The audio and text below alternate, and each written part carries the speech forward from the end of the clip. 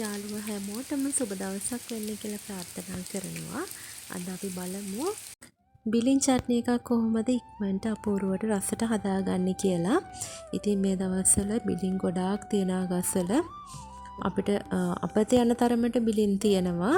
ඉතින් අපි බලමු මේක ප්‍රයෝජනයට ගන්න කොහොමද කියලා.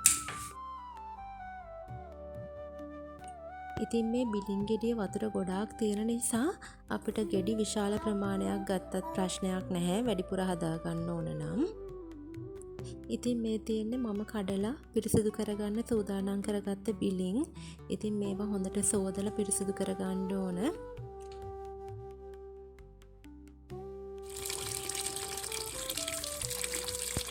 මේ විදිහට බිලින් ගෙඩි ටික හොඳට පිරිසිදු ජලයෙන් සෝදලා අපි අරගමු. වැඩි වෙලාවක් වතුරේ තියාගන්න අවශ්‍ය නැහැ. ඉක්මනට සෝදලා අරගන්න.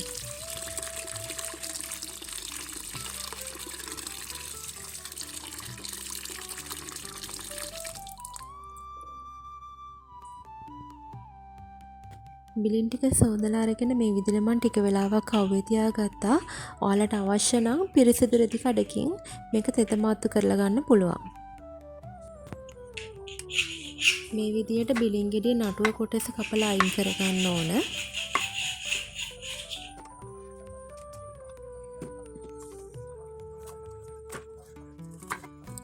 මම බිලින් ගෙඩිය කපා ගන්න මේ වගේ දිගට හැඩයකට. මොකද මේ බිලින් ගෙඩිය මැද තියෙන කොටස, ඒ කොටසේ තමයි වැඩිපුර වතුර ප්‍රමාණයක් තියෙන්නේ. ඒක කපලා අයින් කරගෙන මේ විදිහට මම කපා ගන්නවා. බිලින් ගෙඩිය අම්ල ගතිය වැඩි නිසා අපි මේ පිළියෙල කරගන්න සියලුම දේවල් මැටි භාජනවල තියාගත්තම වඩා සුදුසුයි. කපාගත්ත බිලින් ටික මම ඔක්කොම මේ වගේ මැටි හට්ටියකට දාගන්නවා. මේකට ලුණු හරි වෙන කිසිම දෙයක් මම පාවිච්චි කරන්නේ නැහැ මේ වෙලාවේදී.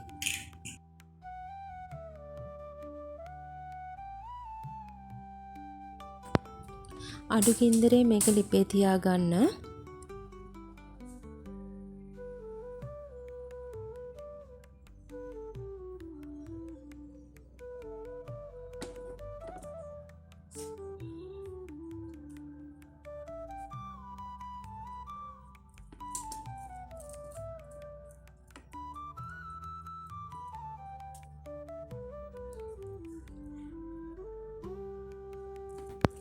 බිලින් ගොඩාක් හැඳි ගන්න අවශ්‍ය වෙන්නේ නැහැ. ඉතින් ටික වෙලාවක් මෙහෙම තියනකොට බිලින් වල තියෙන වතුර ටික උනනවා. ලිපේ ගින්දර අඩුවෙන්ම තියාගෙන තමයි මේ දේ කරන්න ඕන. ඔයාට අවශ්‍ය නම් මේ බිලින් වල තියෙන මේ වතුර අයින් කරගන්නත් පුළුවන්. මම එහෙම කරන්නේ නැහැ. මොකද චට්නි එකට මේ බිලින් වල තියෙන මේ ඇඹුල් ගතිය තියෙනකොට තවත් රස වැඩි.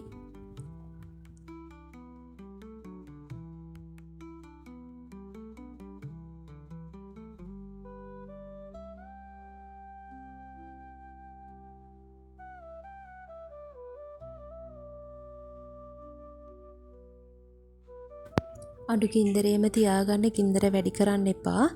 ටික ටික මේ ඉස්ම ගතිය නැති වෙලා යනවා. දිගටම ලිපේ තියාගන්න මේ විදිහට ටික වෙලාවක්. ඉතින් ওই විදිහට පාට වෙනස් වෙනකන් තියාගන්න. ඔය ගොඩාක් හැඳි ගන්න එපා. එතකොට මේ කෑලි කැඩෙන්න පුළුවන්. ඉතින් කෑලි හැපෙනකොට රසයි. තවත් වතුර චුට්ටක් තියෙනවා.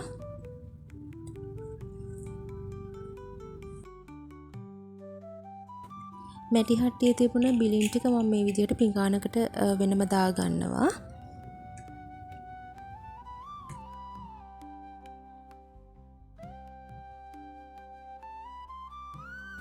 අපි දැන් බලමු චට්නි එක හදාගන්න අවශ්‍ය වෙන දේවල්. මේ වගේ සීනි අවශ්‍යයි. ඒ වගේම කරඳ මුංගු ඉඟුරු කෑල්ලක් මම මෙතන අරගෙන තියෙනවා. රසපදමට ගම් මිරිස්,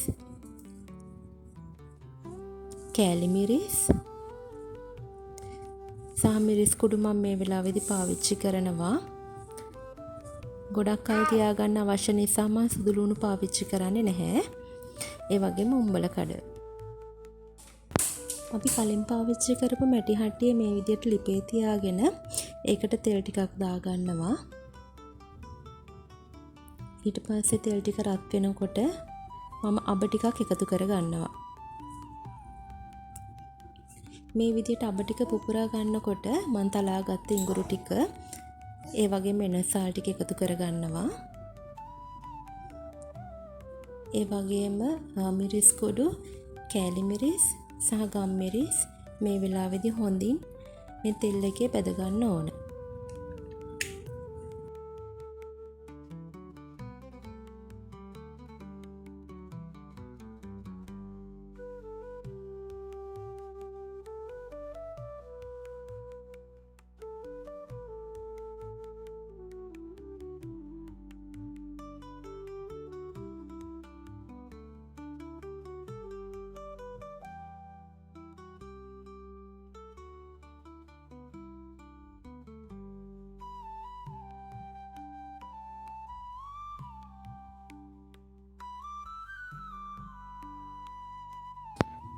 මම දැන් තඹගත්ත බිලින් ටික මේකට එකතු කරනවා.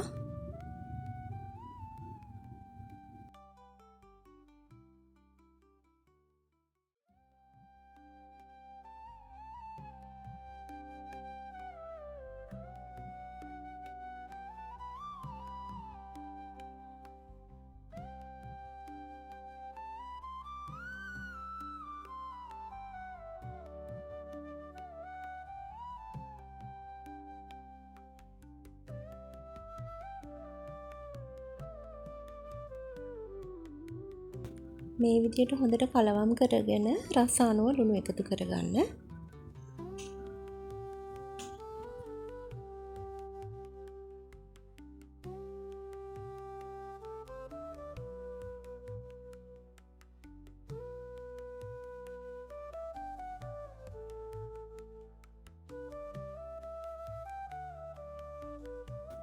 දැන් මම උඹල කට ටිකත් මේ වෙලාවේදී එකතු කරගන්නවා.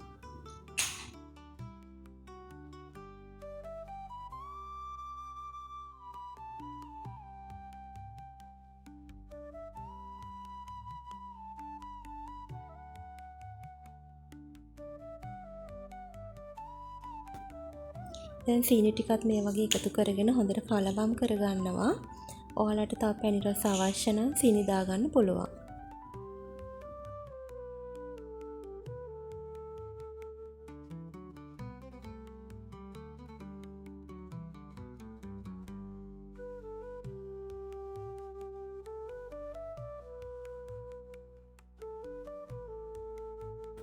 අඩුම ගින්දරේ තියාගෙන තමයි මේ හැමදේම කරන්න ඕන.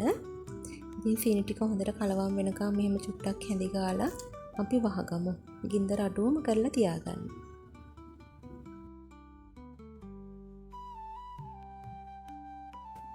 විනාඩි 3කින් විතර පියනැරලා බලපුවාම මෙන්න මේ වගේ පාටක් තමයි තියෙන්නේ. ඉතින් අපේ මේ චට්නි එකට ටික ටික ලස්සන පාටක් එකතු වෙනවා.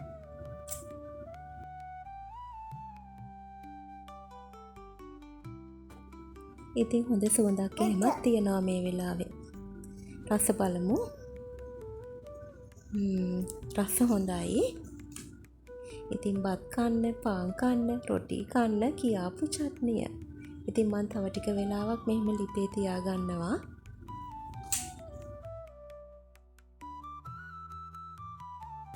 දැන් බලන්නකෝ අපේ චට්නි එකේ පාට.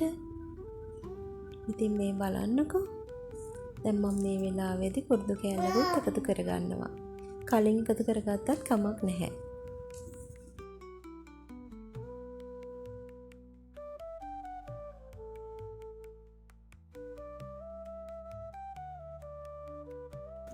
බබාලා හම්බෙන්න ඉන්න අම්මලා මේකෙන් ගොඩක් කන්න එපා.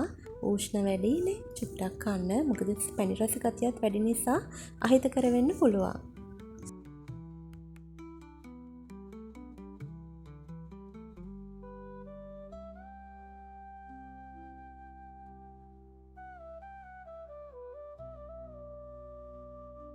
ගමේ ඉඳන් කොළඹට ඇවිල්ලා බෝඩින් ජීවිතයක් ගත කරන ඔයාට ඔන්න ඉතින් ගමේ ගියපු වෙලාවක මේ වගේ රස චට්නි එකක් හදාගෙන ගේන්න පුළුවන්. ඉතින් මේ චට්නි එක හොඳටම නිවුනට පස්සේ ජීවාණුහරණය කරපු බෝතලයකට මේ ටික දාගෙන ෆ්‍රිජ් එකේ තියාගන්න ගොඩක් කල් පාවිච්චි කරන්න පුළුවන් ඔයාලට. මේ බලන්නකෝ රස පාට.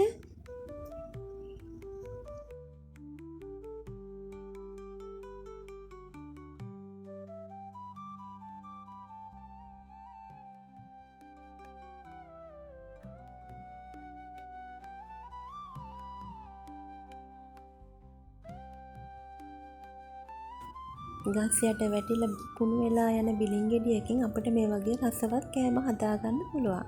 ඉතින් ස්වයං රැකියාවක් කරන ඔයාට මේක කදිම අදහසක්.